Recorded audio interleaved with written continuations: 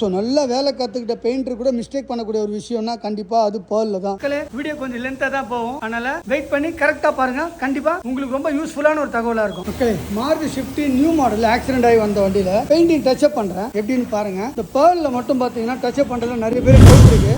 ஏன் கன்னை வச்சுட்டு உங்களுக்கு நான் சொல்லி தர போறேன். என்னன்னா பேர்ல் ஒயிட்ல வந்து ஒரு சில வழிமுறை இருக்கு பாருங்க. இந்த இடத்துல ஆல்ரெடி பெயிண்டிங் கரெக்டாக இருக்கா, நம்மளுக்கு அடிப்பட்டது பார்த்தீங்கன்னா நம்மளுக்கு பம்பர்ல மிடில் அடிபட்டிருக்கு. பெயிண்டிங் மட்டும் 100% மேட்ச் பண்ணிட்டோம்னா இங்க பாருங்க.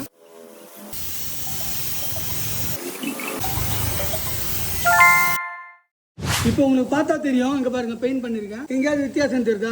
ஸோ இதுல வந்து மேட்சிங் நம்மளுக்கு முக்கியமா தேவை. எவ்வளவு தூரம் பட்டி பார்த்துருக்கோமோ அதுல இருந்து ஒரு அரை இன்ச்சுக்கு லைட்டா அப்படி பவுடர் மாதிரி ஊதி தெரியுதா? அப்படி ஊதிட்டா இப்போ இந்த பேஸ் கோட்டு இங்க இருந்து கவர் ஆயிருக்குதா, சின்னதா டாட் இருக்கா, சும்மா லைட்டா ஸ்ப்ரே பண்ணும். ஓகே, எப்பவுமே ஸ்ப்ரே பண்றப்ப டைரக்டா ஃபுல்லா பண்ணிடக்கூடாது. லைட்டா ஃபர்ஸ்ட் கோட் லைட்டா அடிக்கும், அதுக்கப்புறம் செகண்ட் கோட். கிட்ட வச்சு காட்டுறேன், ஏதாவது தெரியுதா? ஒண்ணுமே தெரியல. இங்க இருந்து ஒரு அரை இன்ச்சுக்கு அப்படியே மேலே ஏற்றி சும்மா லைட்டாக மேலே பவுடர் மாதிரி அப்படி அடிக்கணும். அவ்வளோதான், பக்காவாக கவர் ஆகிடுச்சா? இப்போ எங்கேருந்து ஆரம்பிச்சிருக்கேன் எங்கேருந்து முடிச்சிருக்கேன்னு தெரியாது. ஓகே, தென் இப்போ பம்பரோட டாப் பொசிஷன் இங்கே பாருங்க. எவ்வளோ தூரத்துக்கு அடிக்கிறேன்னு மட்டும் பாருங்க. சும்மா லைட்டாக by compress on Karo by. இங்கே பாருங்க, சைட்லேருந்து காட்டுறேன், இந்த சைட்லேருந்தும் காட்டுறேன். ஒரு இடத்துல கூட சின்னதாக எங்கே ஆரம்பிச்சிருக்கேன் எங்கே முடிச்சிருக்கேன்னு தெரியல. இப்போ அடிச்சதுலேருந்து ஆரம்பிச்சு ஒரு 1.5 இன்ச்சுக்கு இந்த பக்கமும் ஒரு 1.5 இன்ச்சுக்கு இந்த பக்கமும் அடிச்சிட்டோமா? கலர் கவர் பண்ணியாச்சா? சூப்பராக முடிஞ்சிச்சா? இந்த கார்னர் ஃபுல்லாக அடிச்சிருக்கேன், இங்கே மிடில் அடிச்சிருக்கேன், அதே மாதிரி இந்த கார்னர் ஃபுல்லாக அடிச்சிருக்கேன், இங்கே சென்ட்ரல் ஃபுல்லாக காலியாக இருக்கு.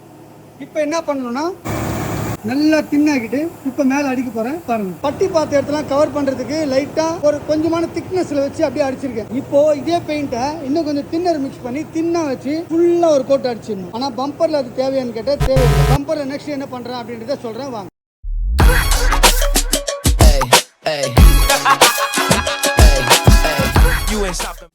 இங்க பாருங்க, இப்ப கண்ணுல இந்த சைடு இருக்குல்ல, இதை ஓபன் பண்ணா எப்படி வருங்க?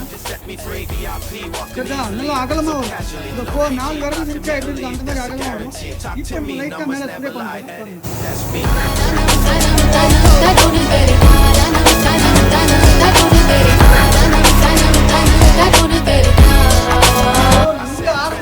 எங்க முக்கியம்னா தெரியாத அளவுக்கு பக்காவா இருக்கும். மாஸ்க் போட சொல்லுவீங்க, சாரி மாஸ்க் நான் அங்கே வச்சுட்டேன், அதனால இப்போ எமர்ஜென்சி காட்டுறதுக்காக நான் டக்குன்னு அப்படியே இறங்கிட்டேன், சாரி. ஆனால் நீங்கள் பண்ணுறப்ப மாஸ்க் போட்டு பண்ணுங்க, சரியா? ஸோ இப்போ அதே மாதிரி எங்கெல்லாம் டச் பண்ணியிருக்கோமோ அதே மாதிரி சும்மா லைட்டாக பவுடர் மாதிரி இது பாருங்க, அப்படி ஒரு ஊது, அதில் முடிச்சா அதே மாதிரி இங்கே சும்மா லைட்டாக ஒரு ஊது, இங்கே அடிச்சிருக்கோம், லைட்டாக ஒரு ஸ்ப்ரே, இங்கே லைட்டாக ஒரு ஸ்ப்ரே,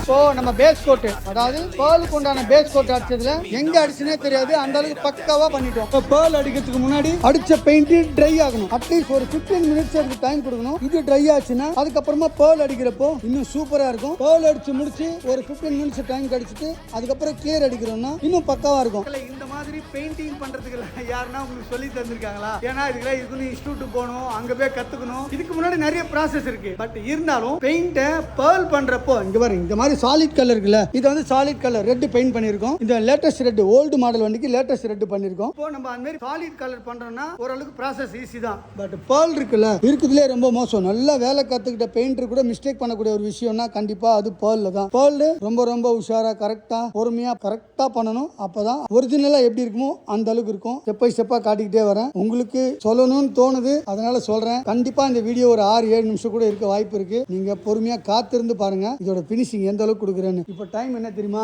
நம்மளோட கேரேஜ் டைம் 8 o'clock கூட ஓவர். ஆனா இப்போ டைம் 10 ஆக போகுது. இருந்தாலும் உங்களுக்காக இந்த டைம் தான் எனக்கு ஃப்ரீயா இருக்குன்னு இதையும் நான் உங்களுக்கு சொல்லி தரேன்னு ஆசைப்படுறேன். ஏன் தெரியுமா? நம்ம கேரேஜுக்கு ட்ரைனிங் எடுக்க நிறைய பசங்க வர போறாங்க, நிறைய ஸ்டூடெண்ட் வர போறாங்க.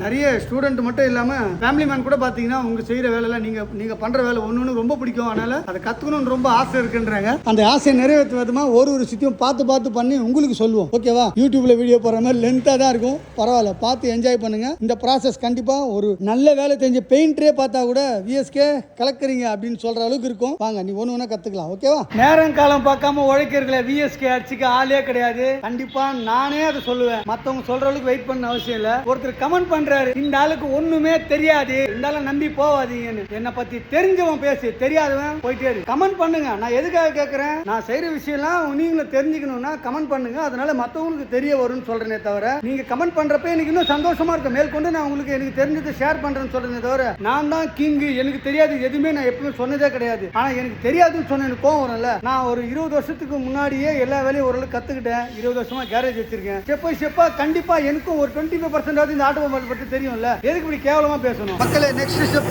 பேர்ல். இப்போ இது எப்படி அழகா மேட்ச் பண்றேன். பேர்ல் வந்து மேட்ச் பண்ணணும்னு அவசியம் கிடையாது. ஆல்ரெடி நம்ம பேஸ் வச்சு தான் எல்லாமே. பேர்ல் கலரை பொறுத்த வரைக்கும் பேஸ் தான், பேஸ் வச்சு தான் எல்லாமே. ஸோ பேஸ் அடிச்சு முடிச்சுட்டோம் பக்காவா. இப்போ நம்ம பண்ண போறது பேர்ல். லைட்டா மேல பேப்பர் மாதிரி அப்படியே சாரல் மழை மாதிரி தூவணும். தூவிடலாமா? நல்லா ஒரு தின்ன ஆக்கிக்கணும், ஒழுக கூடாது. பக்காவா அடிக்கலாமா?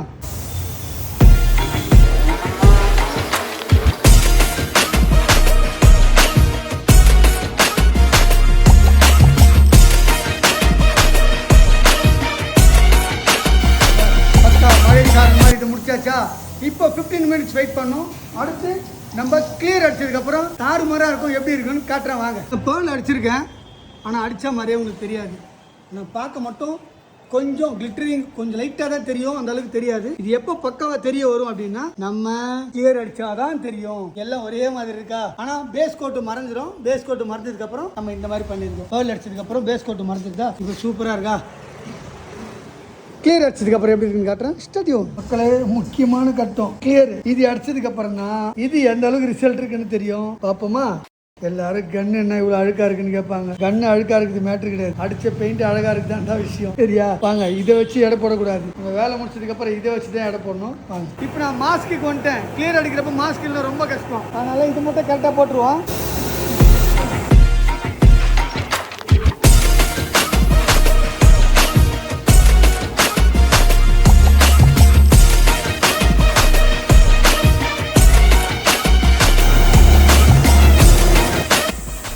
எப்பவுமே கிளியர் அடிக்கிறப்போ ஃபஸ்ட்டு ஒரு லேயர் அடிச்சுட்டு நான் சொன்ன மாதிரி அட்லீஸ்ட் ஒரு 8 மினிட்ஸ் வெயிட் பண்ணணும்.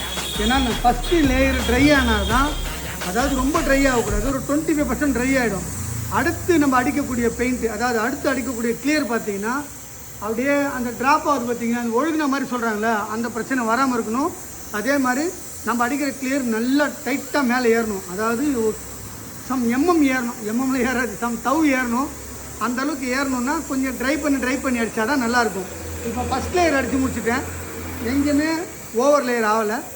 செகண்ட் லேயர் பண்ணுறோம் பார்த்தீங்கன்னா, கொஞ்சம் ஜாஸ்தியாக அடித்தா தான் நாளைக்கு காலையில் 1000 மாதிரி போட்டு கட் பண்ணிவிட்டு பாலிஷ் போகிறப்ப சூப்பராக இருக்கும்.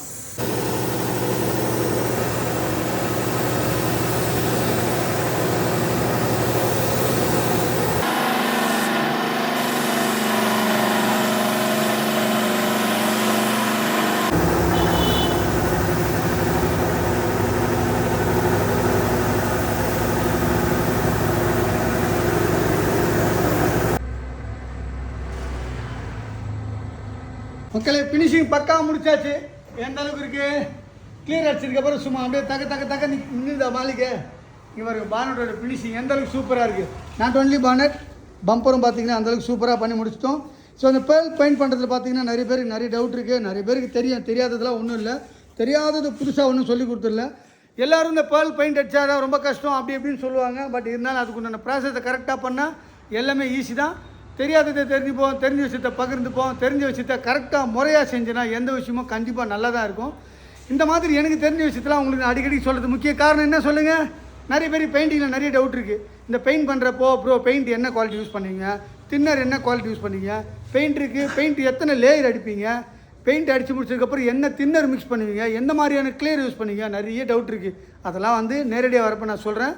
இப்போ நம்ம வேலை முடிச்சிருக்கோம், எந்த அளவுக்குன்னு பார்த்து உங்கள் கார் சூட் ஃப்ரெண்ட்ஸ்க்கு கண்டிப்பாக ஷேர் பண்ணுங்கள். ஏன்னா பெயிண்டிங் மேட்டர் டவுட் இருக்கிறவங்களாம் இனிமேல் நிறைய தெரிஞ்சுப்பாங்க. கண்டிப்பாக வரவங்க வீடியோ பார்க்குறீங்கன்னா கமெண்ட் பண்ணிவிட்டு ப்ரோ சூப்பராக இருக்குது அப்படின்னு சொல்லுங்கள். இல்லைன்னா இந்த வழிமுறை தப்பு, அந்த வழிமுறை சரி அப்படின்ற மாதிரி உங்களுக்கு தெரிஞ்சதெல்லாம் கமெண்ட்டில் சொல்லுங்கள். நாமளும் தெரியாததை தெரிஞ்சுப்போம், மற்றவங்க தெரிஞ்சதை பகிரட்டும். எல்லாருமே எல்லா விஷயம் தெரிஞ்சுக்கணுன்றது தான் விஎஸ்கேவோட முக்கியமான ஒரு பெரிய ஆசை. அந்த ஆசை கூடிய சீக்கிரத்தில் எல்லாருக்கும் எல்லாத்தையும் எனக்கு தெரிஞ்ச விஷயத்தை கண்டிப்பாக நான் ஷேர் பண்ண போகிறேன்.